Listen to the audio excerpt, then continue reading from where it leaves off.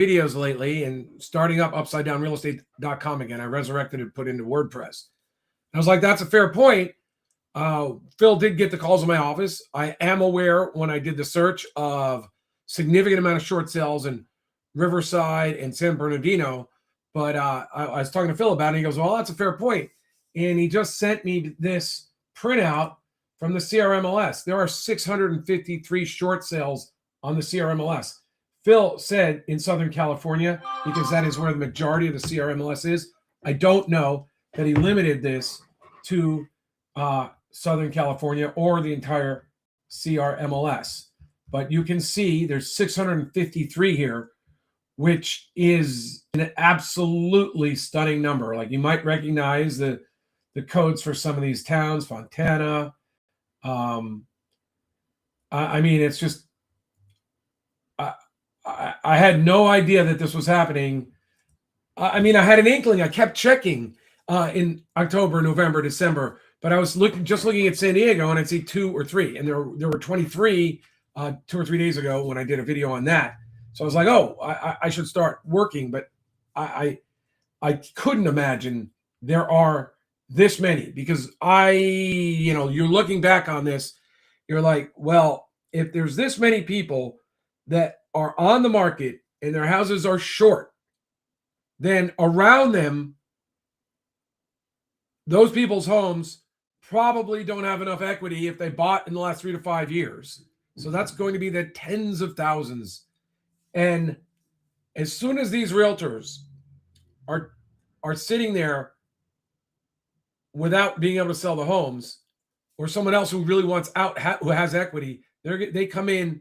I'm telling you, it didn't happen right away. It was obvious to the short sale practitioners, but it wasn't like they were running around saying price low to sell to everybody. They were just saying, look, we got to price it low so we get offers, but then those offers have to be acceptable to bank. And we have a very tough game to play in the beginning between where the bank wants to appraise and where we can actually sell your home. And so in the beginning, realtors would be countering highest and best, and the prices didn't really do what they needed to do to get the job done. And eventually either the banks gave way or the neighbors gave way and started realizing, because that's what the realtor training came out. The brokers were saying, if your client wants out, the 5 or 10 people who got out in our whole brokerage or are in our region, they had to price aggressively. They had to look at the competition and price their home better than every other single property on the market. So they're like, it's not the opposite. When a market that goes up, you can wait for your price. In a market that's stable or going down, you want to sell, you've got to be the best priced property on the market.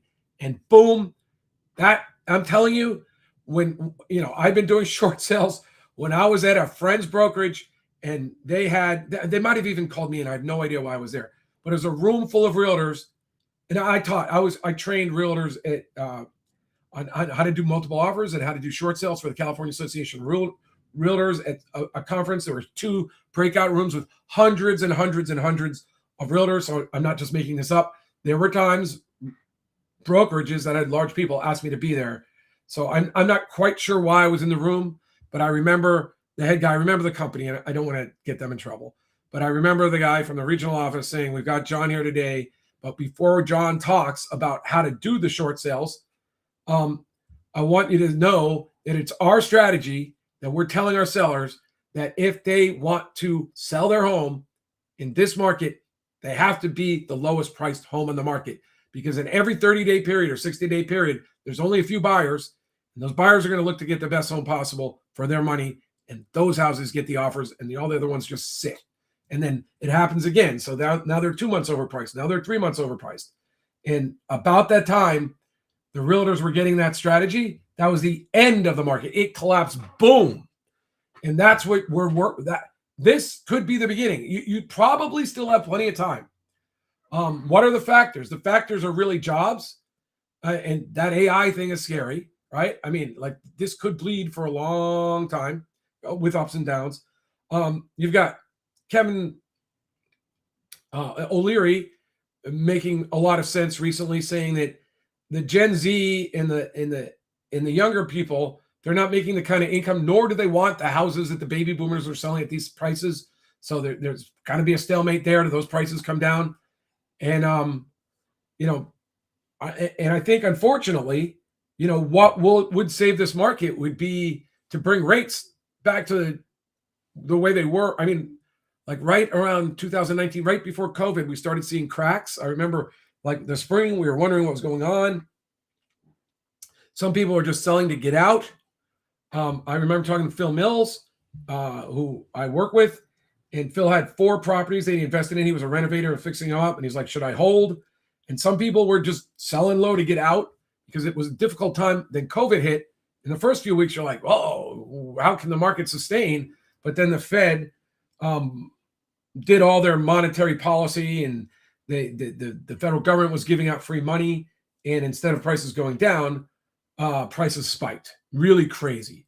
And then because this was happening, investors got involved, the big large corporations, and they bought out 2025. They made it really hard for first time home buyers to buy into the market, so we got a big bubble. And am I saying the market's going to go down right now? I'm saying I think it depends on the Fed, and really, like, if there's a reason why they say you can't fight the Fed. I remember at the end of the last short sale market, like the first thing they did that got people buying again was they gave like tax breaks, and that prices were going down. We had 20 or 40 short sales listed, and by the time we got them approved, it would be 3 or 4 months. The prices would be lower, and the buyers wouldn't buy. And the price would be. It was a very sick step down, and it was just destroying people. And then they're like, okay, let's try to fix this. And they came out with tax breaks. And then at some point, the Fed got one of their, what I call them, like spokesmodels, like the Vanna Whites of the finance industry. And at the time, there would be maybe Warren Buffett, when he got on scene. Well, this is not unusual. I mean, Warren Buffett would get on TV and say, "Oh, houses are a great deal now. If I could, I'd buy 20,000 of them."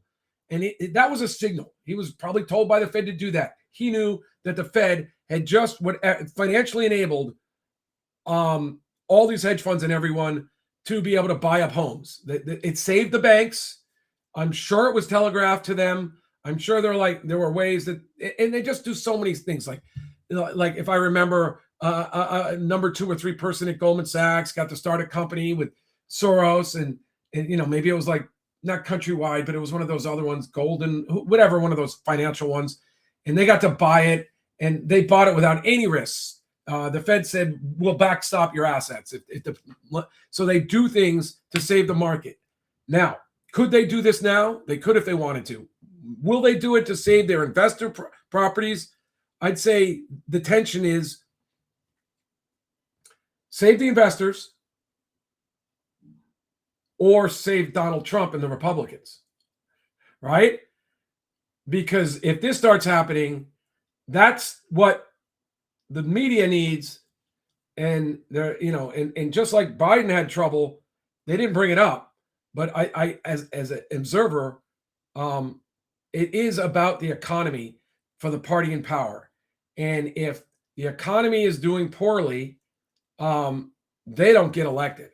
And so I don't know. It's like the hedge funds, is there going to be some backdoor deal to save them from getting destroyed?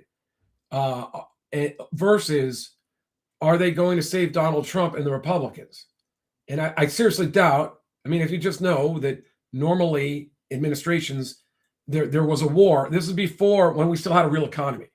And I know this because my dad was a lawyer for an oil company. And he was friends, and I played tennis with former president of Chevron, or he might have been VP, but he knew the president of Mobil, and I'd sometimes play tennis or talk to these guys. And this is a true story. The high up guy once said, the problem with our government today is they're not our crooks anymore, right? Because what used to happen is you had the industry and the export companies. They wanted people who wanted strong inflationary policies. They wanted the price of oil. I don't even know why. I forgot. I can't do the economics now, and this is an embarrassment to me because I was an econ major.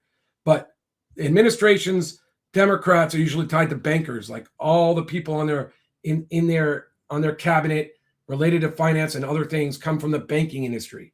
And the banking industry likes strong money, so that people have to pay them back with a strong dollar. And and they usually have a strong economy, because what the banks want used to be what was good for America, whereas exporting companies and oil companies wanted the opposite, and that was the tension. But as our economy has been hollowed out, all we really have is Silicon Valley and banks. So I just don't know that they're going to bail out. You know what? I rambled. I'm going to get back to this. I'm going to end it. UpsideDownRealEstate.com. John McConnon, thanks.